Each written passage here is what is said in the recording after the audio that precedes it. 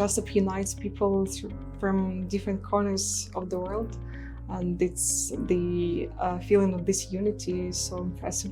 It's a beautiful experience, really, from right when you set foot into this place. You get to feel that you are here to engage with a lot of people, to learn something from it.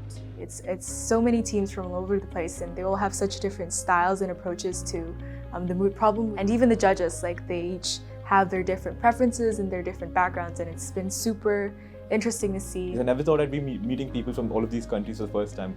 In fact, the judges were also absolutely wonderful. The diverse backgrounds, the places that the people come from, it's been amazing. You're able to see how other countries, other teams, other schools have similar but also very different and nuanced takes on the same problem that unites us all, but having very different takes on the problem. So there is no correct side, so to speak. So you can argue for the applicants and for the respondents, and there are engaging arguments to be made for either side.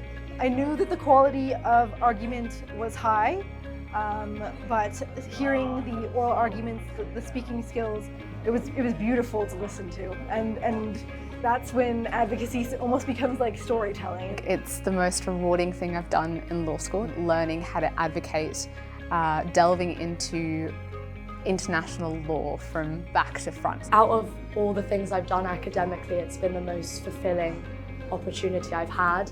I think it's been the closest I've got in a teamwork environment as well. The best part about the Jessup is the team building part of it. Just being with your friends with your team, it's just so much fun, yeah.